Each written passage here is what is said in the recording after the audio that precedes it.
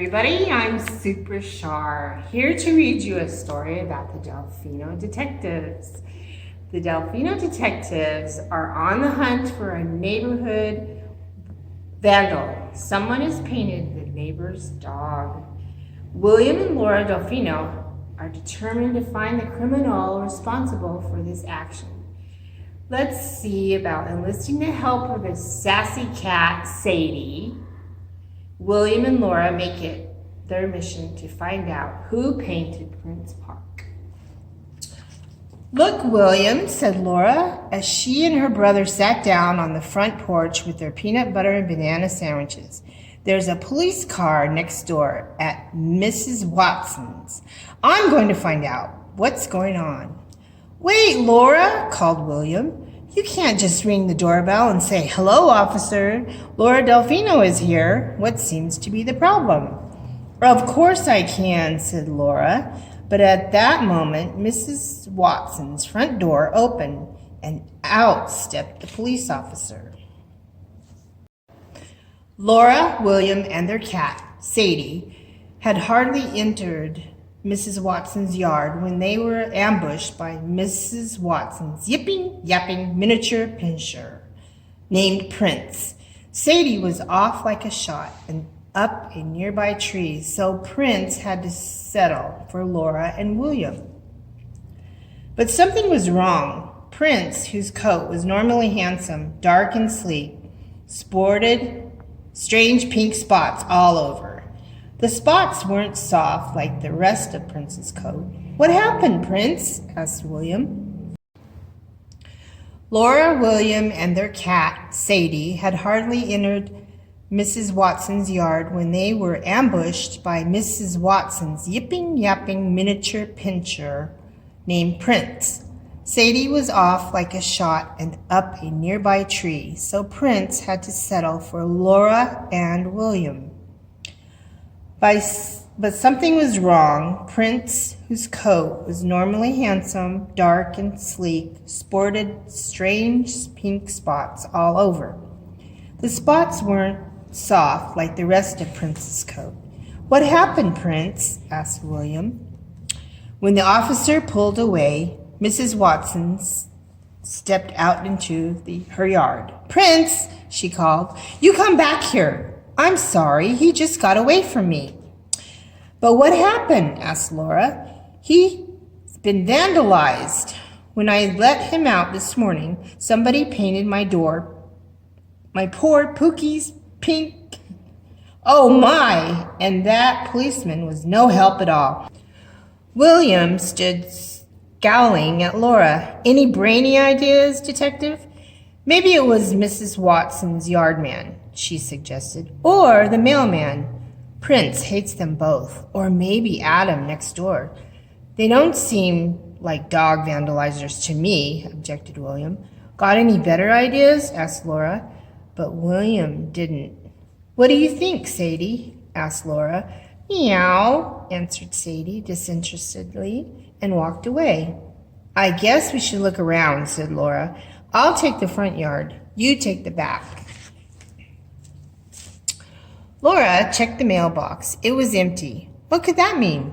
She checked the front porch. Nothing. She checked the driveway and garage. The lawnmower was in place. The grass looked like it hadn't been mowed in almost a week. William checked the back porch, garbage bin, and bird feeder. He went to check the shed, but it was locked. What should he be looking for? He didn't have a clue. "Did you find anything?"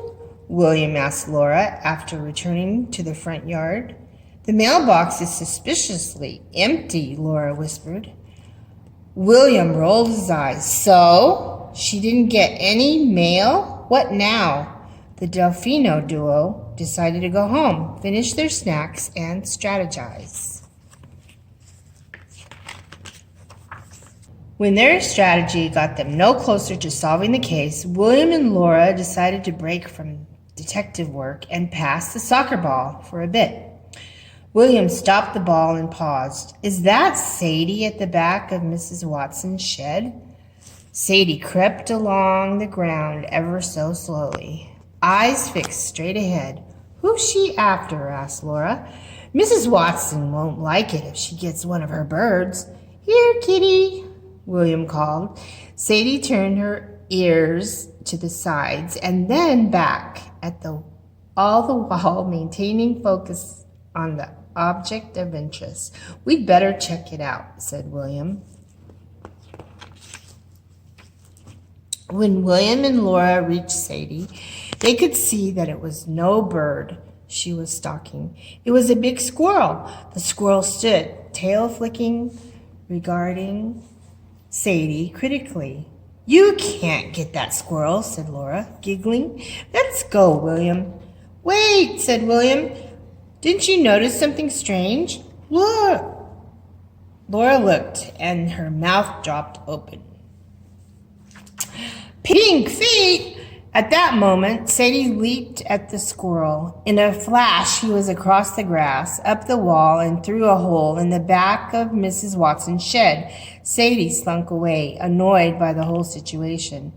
As they investigated more closely, the duo noticed tiny pink footprints all around the ground and down the shed wall. "I think we found our man," said William. "Let's talk to Mrs. Watson." "Come in, dears," said Mrs. Watson, loudly to be heard above Prince's yip-yapping. She opened the door, and Prince, only slightly less pink than before, took off after Sadie, who was looking on. "Oh, no, thank you," said William. "We just wanted to ask some questions. Do you happen to have any pink paint in your shed?" asked Laura. Mrs. Watson thought, "Maybe I do have some pink left from painting my powder room." "Then was the shed open this morning by any chance?" asked William. "No," she answered. "I kept it locked to keep Prince out. That dog goes crazy in there. I don't know what he's after, but he gets in anyway. I think he dug a tunnel under the back wall." "Can we check it out?" asked Laura. "Why, of course," answered Mrs. Watson. "Let me get the key."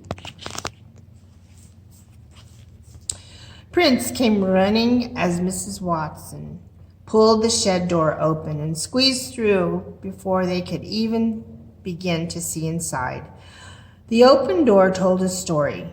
There lay an open paint can on the ground, surrounded by splashes of pink.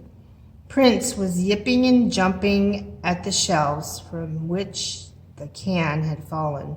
Mrs. Watson and the Delphino duo quickly identified the object of his contempt. On the very top shelf stood the guilty squirrel.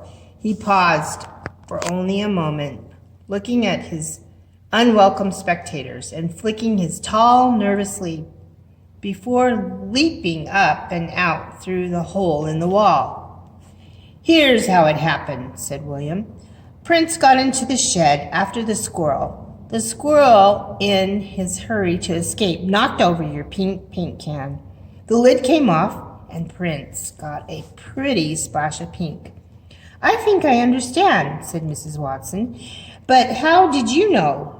"We saw the culprit outside," answered Laura. "Sadie found him. Pink feet." Mrs. Watson laughed out loud. Prince stood sulking rather than irritated that his squirrel had gotten away. Sadie, back down from her tree, appeared at the shed door. Seeing the cat, Prince took off with one sharp yip in robo mode. But before he could reach her, Sadie leaped gracefully onto the workbench, just out of his reach. "Meow," she said, with an air of superiority as Prince yapped and jumped helplessly below her. "You two are quite the detectives," said Mrs. Watson, turning to William and Laura. "Call us any time," said Laura. "Delphino Detectives at your service."